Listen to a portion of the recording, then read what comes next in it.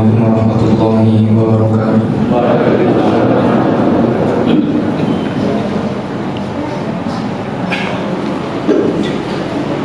Alhamdulillahirabbil alamin. Alhamdulillahi ala kulli hal walhamdulillahilladzi bi ni'matihi tatimmus shalihat. Asyhadu an la ilaha illallah wahdahu la syarika lahu wa asyhadu anna Muhammadan abduhu wa rasuluhu la nabiyya wa la rasula ba'dahu. Allahumma shalli wa sallim wa barik ala hadzal nabiyil karim nabiyyina wa habibina wa rasulina Muhammad ibn Abdillah wa ala alihi wa ashabihi wa man sara ala nahjihi ila yaumil qiyamah. Hadirin jamaah salat subuh Masjid Al-Furqan rahimani wa rahimakumullah. Alhamdulillahirabbil alamin. Hari ini kita masih diberikan kesempatan oleh Allah Subhanahu wa taala untuk menjalankan salah satu perintah, yaitu melaksanakan kewajiban kita sebagai seorang yang muslim, menjalankan sholat subuh secara berjamaah, puasa Ramadan, menjalankan ibadah-ibadah sunnah yang lainnya.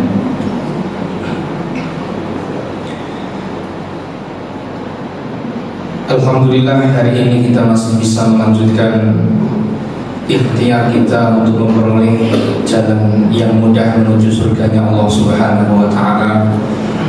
Rasul sampaikan, man salaka tariqan yaltamisu fihi ilman sahalallahu lahu tariqan ilal jannah. Salah satu jalan mudah bagi kita semuanya masuk surganya Allah adalah dengan menuntut ilmu, wabil khusus ilmu agama. Salawat dan salam semoga Allah limpahkan kepada Nabi kita Nabi Muhammad sallallahu alaihi wasallam, kepada para keluarganya, kepada para sahabatnya, dan orang-orang yang menjaga hadis beliau sehingga hadis beliau bisa kita pelajari sampai saat ini dan bisa kita amalkan dalam kehidupan sehari-hari. Hadirin jamaah rahimakumullah, amanah yang diberikan kepada saya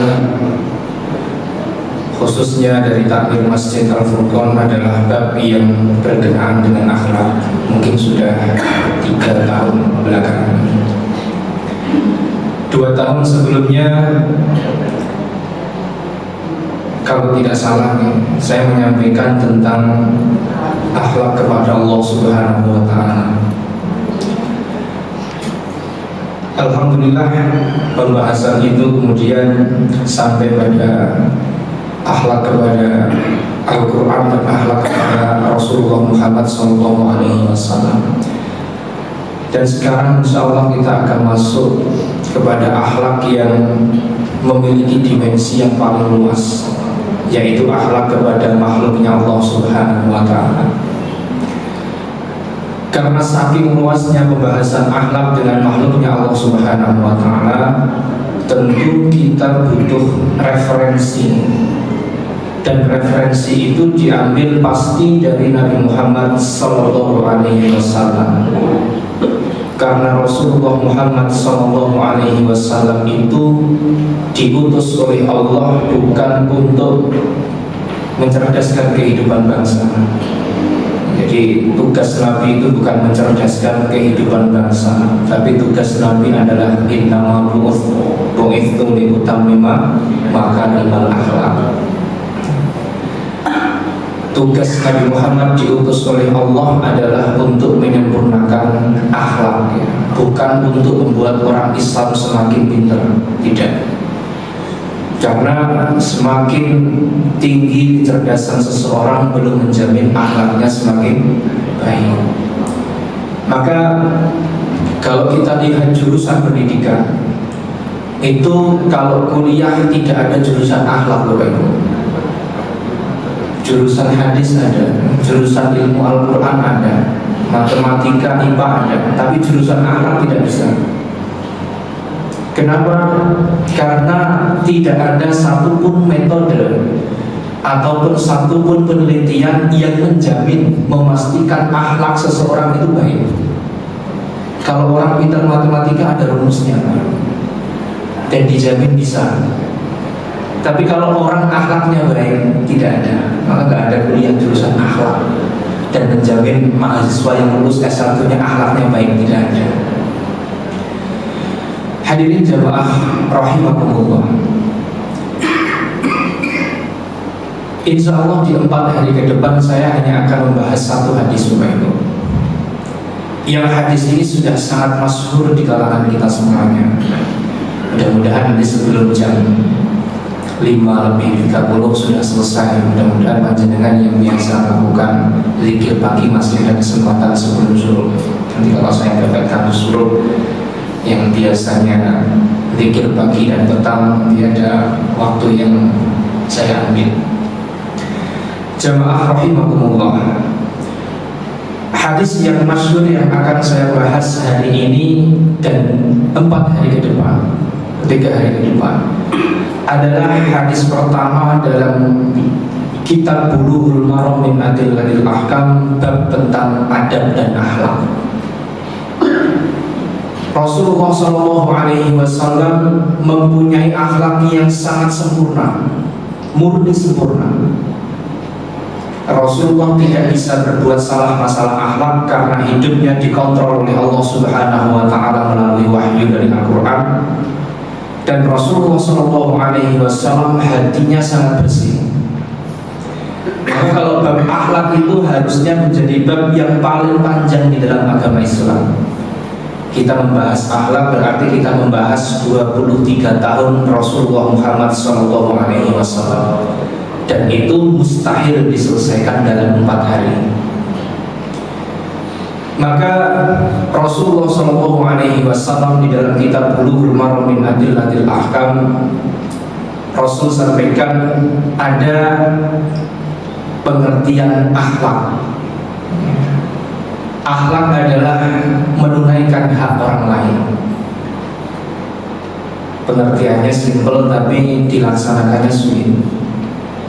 Jadi Nabi Muhammad dalam hidupnya itu selalu menunaikan hak orang lain dengan sempurna. Maka hadis pertama Rasulullah SAW di dalam kitab Bulughul Maram bab tentang adab ini, Rasul bersabda, hadisnya sangat familiar. Haqqul muslimi 'alal muslimi sittun. Idza laqitahu fasallim 'alaihi wa idza da'aka fa'ajibhu.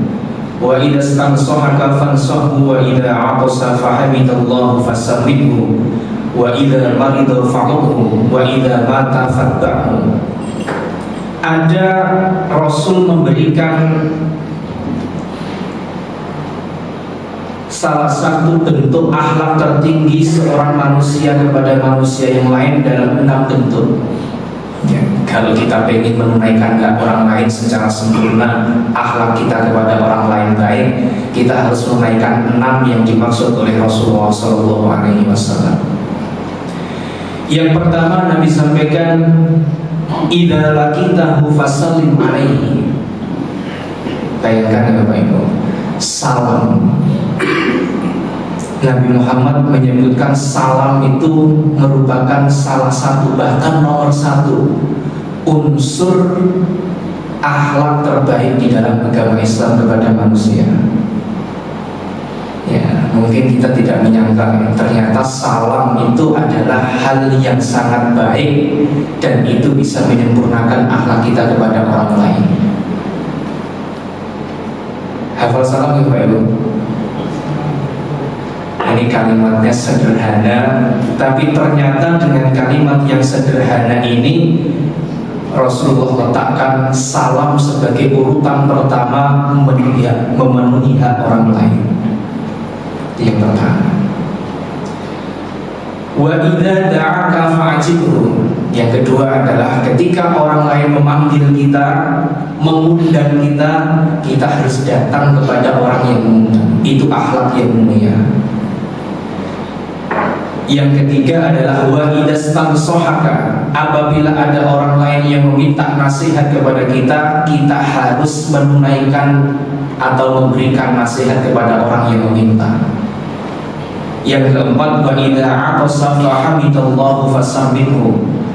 Apabila ada seseorang yang bersin dan mengucapkan alhamdulillah, kita mengucapkan yarhamukallah. Itu juga akhlak yang sangat tinggi dalam agama Islam.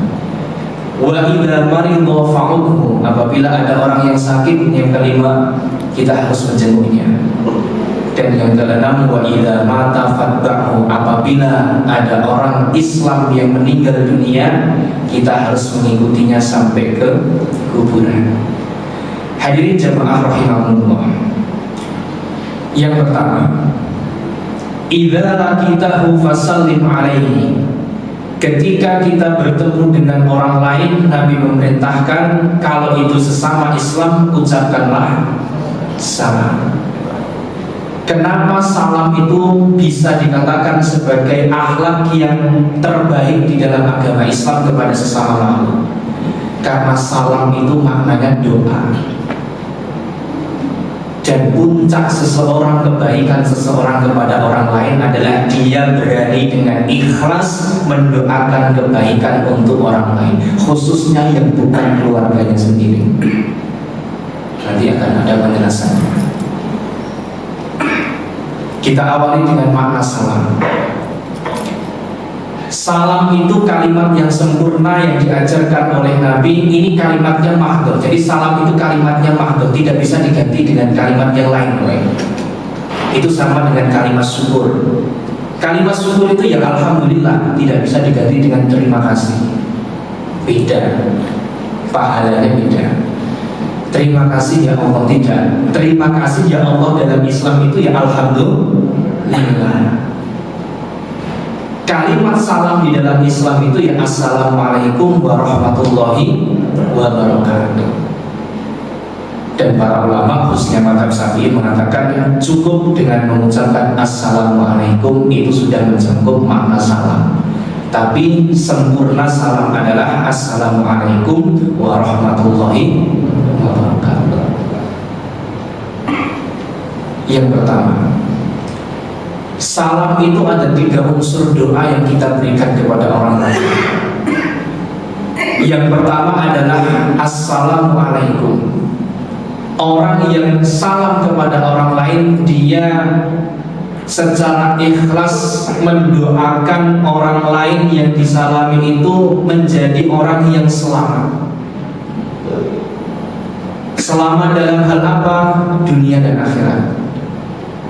Karena di dalam kalimat salam tidak dibatasi salam selamat untuk bagian apa dan bagian mana, maka kalimat ini maknanya umum. Jadi ketika lafaz terucap assalamualaikum, berarti kita dengan ikhlas mendoakan orang yang kita salami lahir batin dunia akhirat diselamatkan oleh Allah Subhanahu wa taala. Yang pertama. Yang kedua, rahmatullah. Rahmatnya atau kasih sayang Allah Subhanahu wa ta'ala. Jika kita mengucapkan salam, berarti kita mendoakan orang lain selalu di dalam kasih sayang rahmatnya Allah Subhanahu wa ta'ala. Apa yang diberikan kasih sayang oleh Allah Subhanahu wa ta'ala? Kullu minhu, semuanya. Memang lafaz ini Rasul buat secara khusus untuk menyempurnakan doanya umat Islam.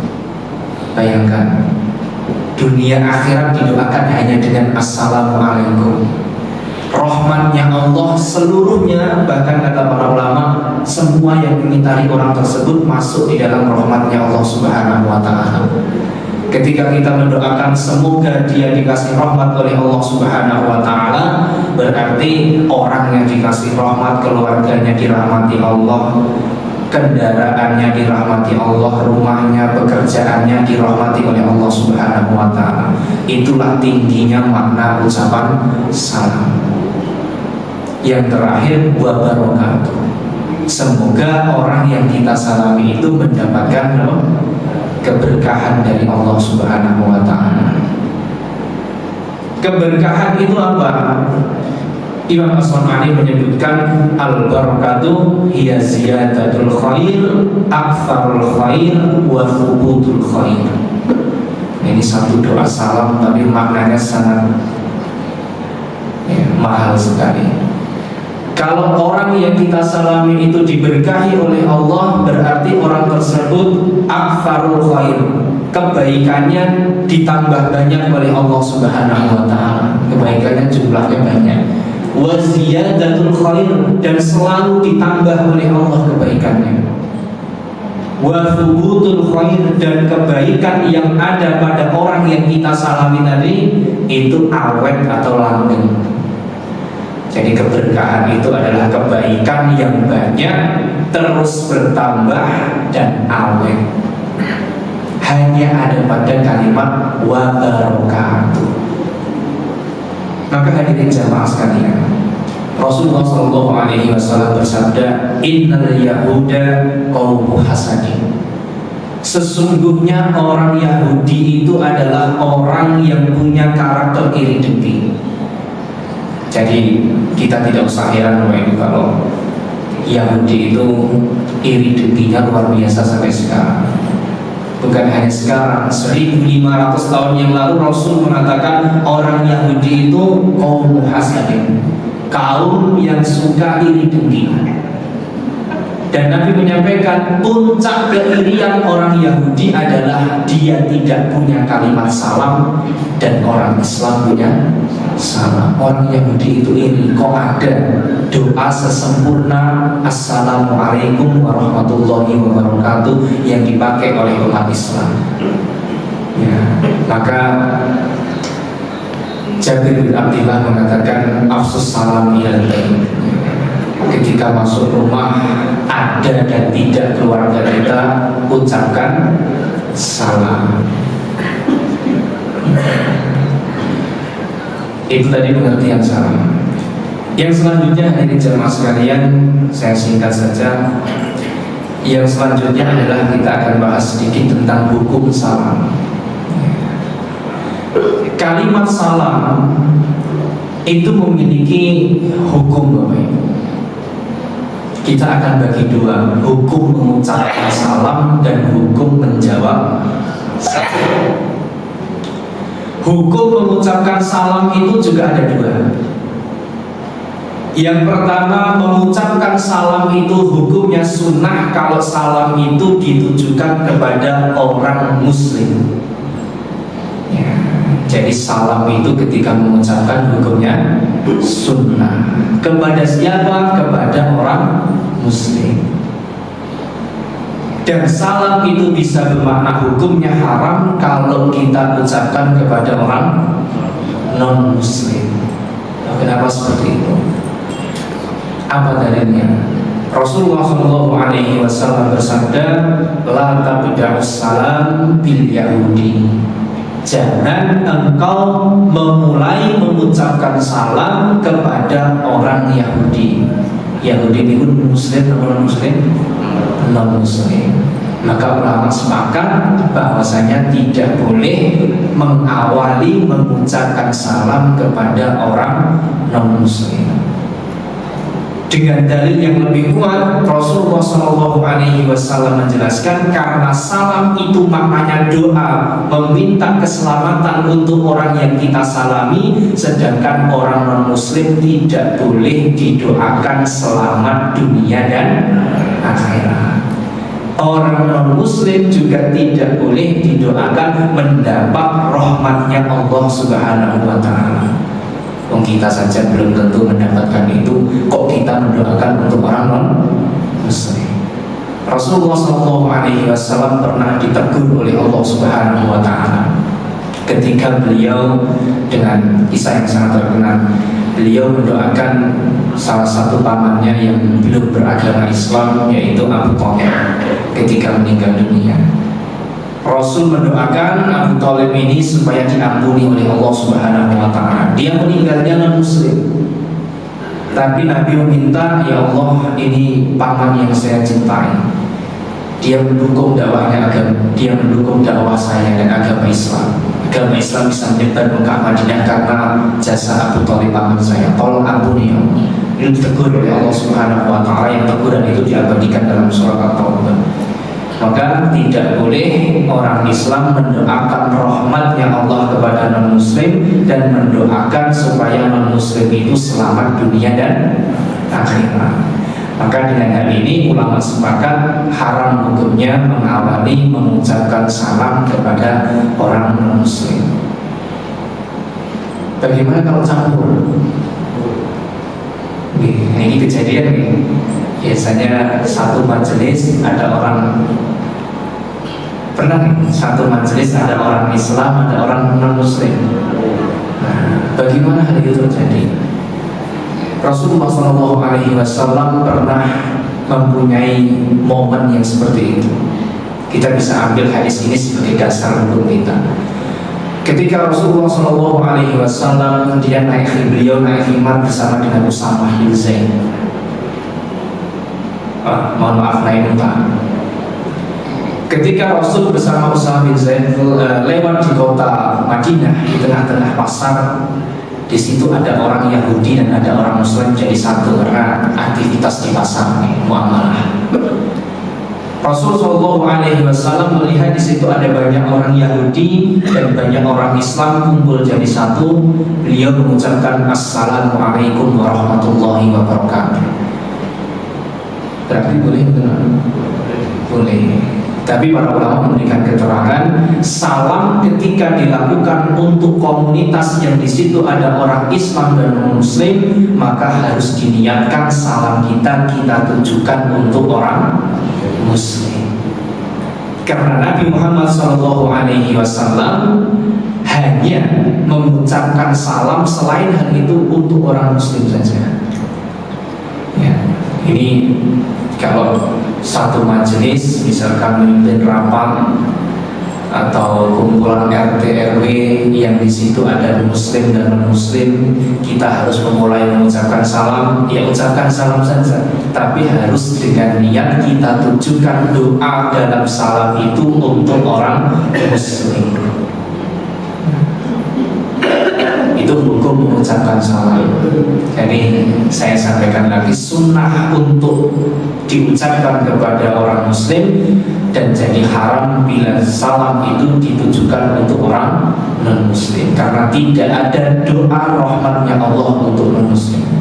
Tidak mungkin orang Muslim mendapat rahmatnya Allah Subhanahu wa Ta'ala. Orang non-Muslim masuk surga saja hatta yang jamal bisa melihat seperti unta yang masuk di lubang jarum. Mustahil dia mendapatkan rahmatnya Allah Subhanahu wa Ta'ala.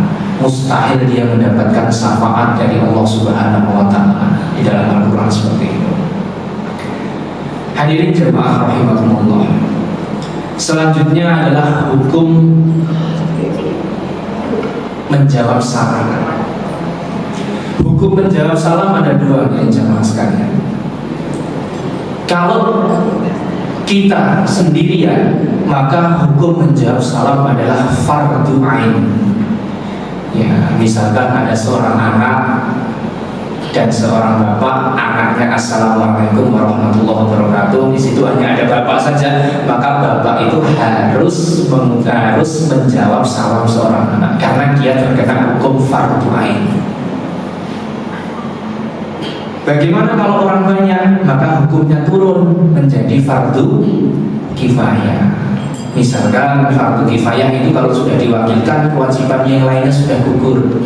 Saya di sini salam, kemudian perwakilan panjenengan hanya satu orang yang menjawab salam saja, maka yang lain tidak perlu menjawab salam, sudah gugur. Ya. Tapi kan maksud mungkin nih, saya salam terus menjawab terus salah satu orang dari panjenengan kan, ya, semuanya ingin pahala fardu.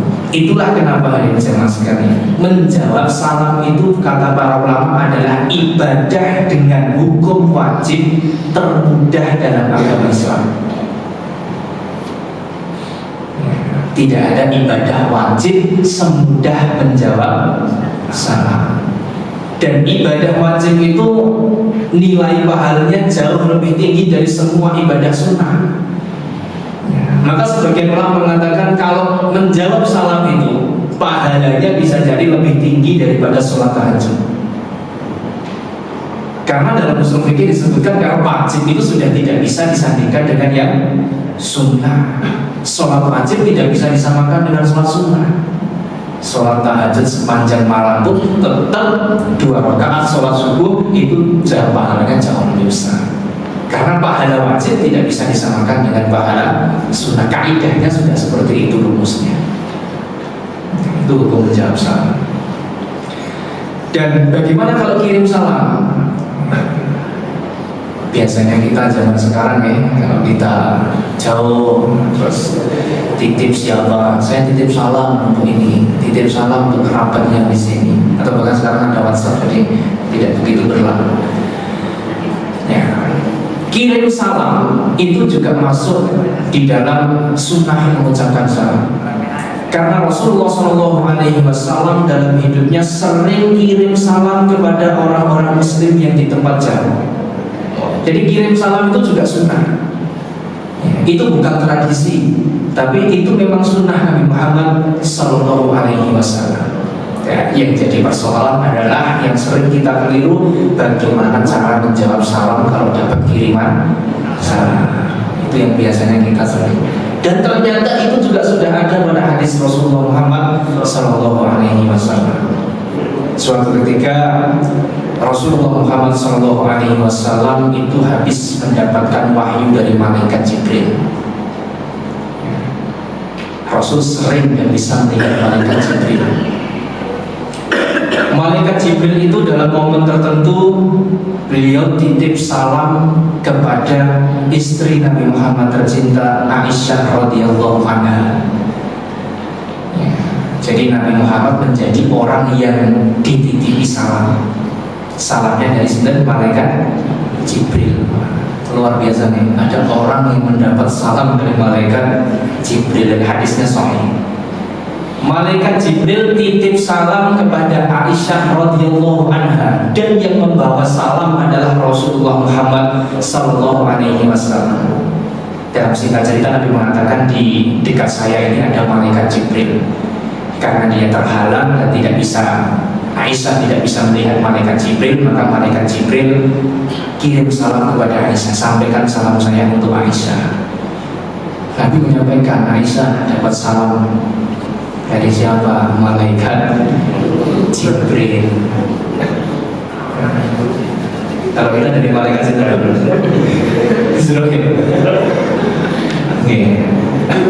titip salam kepada Nabi untuk Aisyah radhiyallahu anha. Kita perhatikan bagaimana Aisyah cara menjawab salam ini yang disebut sebagai para ulama, inilah cara menjawab salam dari kiriman dalam agama Islam. Aisyah menyebutkan, ya Rasulullah, wa alaihi salam wa alaikum salam. Ini cara menjawab kalau salam itu lewat apa? Kiriman, titip salam. Ya Rasul, wa alaihi salam, semoga malaikat Jibril mendapatkan keselamatan. Wa alaikum salam, dan untuk panjenengan ya Nabi, karena panjenengan sebagai orang yang menitip, orang yang mengirim salam kepada saya doakan juga panjenengan mendapatkan keselamatan. Itu cara menjawab salam. Tapi cara menjawab salam bukan dapat salam dari si A, waalaikumsalam. Yang mengucapkan salam, yang titip salam malah tidak didoakan. Yang membawa salam yang hanya didoakan, kalau seperti itu. Yang titip salam didoakan, yang membawa salam juga harus didoakan. Ya. Waalaikumsalam, waalaikumsalam. Itu cara menjawab salam kalau salam itu datang melalui titipan atau kiriman salam. Dan itu sunnah Nabi Muhammad sallallahu alaihi wasallam. Hadirin jemaah rahimakumullah. Salam itu Rasul sampaikan bahwa afsus salam bainakum. Saat Nabi Muhammad itu datang ke kota Madinah, di dalam khutbah pertama beliau di depan masyarakat Madinah yang muslim pada saat itu, salah satu pesan Nabi Muhammad saat pertama bertemu dengan orang Madinah adalah iqamis shalah, at'imut ta'am, wa afsus salam bainakum. Yang pertama Nabi sampaikan, dirikanlah sholat untuk orang Madinah. Jadi Islam sudah ada 10 tahun lebih. Yang kedua, berikanlah makanan kepada orang-orang lain. Yang ketiga Nabi sampaikan, ucapkanlah salam kepada orang lain. Artinya apa? Salam ini akhlak yang sangat fundamental dalam Muslim. Ini kebiasaan yang bisa jadi nilai dan efeknya itu besar. Karena ini doa. Para ulama sepakat bahwa doa itu lebih besar nilainya daripada ikhtiar. Kalau panjenengan punya hajat tertentu, keinginan tertentu, doa harus didahulukan sebelum ikhtiar. Karena iya karena butuh wa iya karena stain. Ikhtiar itu hubungannya dengan makhluk, tapi kalau doa itu hubungannya dengan cinta Allah Subhanahu wa Ta'ala. Dan doa harus didahulukan daripada ikhtiar. Mendidik seorang anak juga seperti itu. Cari sekolah yang baik, cari lingkungan yang baik, itu nomor 2. Pertama, doakan anak tersebut. Ini salah satu akhlak yang mulia dalam Islam. Mudah-mudahan kita bisa istiqomah untuk mengucapkan salam, karena salam itu maknanya besar. Masuk rumahnya orang lain salam, masuk rumah sendiri jarang salam. Ini kan aneh nih. Ya. Ketemu anaknya orang lain, ketemu tangganya salam, ketemu keluarganya tidak salam. Ini kan aneh. Orang lain didoakan supaya selamat, keluarganya malah tidak. Rumah orang lain didoakan selamat, rumah sendiri malah tidak. Nauzubillah dan ini kalimat yang sempurna. Kita harus melawan rasa malu ada sholat tahu salam, sehingga malu dengan istri salam dekat masuk rumah salamnya. Kita harus lawan itu karena ini akhlak yang sempurna di dalam agama Islam. Mudah-mudahan bermanfaat ya jamaah sekalian. Besok tidak lama-lama saya sampaikan, saya akan pilih hal yang mempunyai bobot yang sering kita laksanakan sehari-hari. Mudah-mudahan kita bisa istiqomah untuk menghadiri majelis ini. Aku lupa lihat dan astagfirullah. Wallahu ta'ala a'lam. Assalamualaikum warahmatullahi wabarakatuh.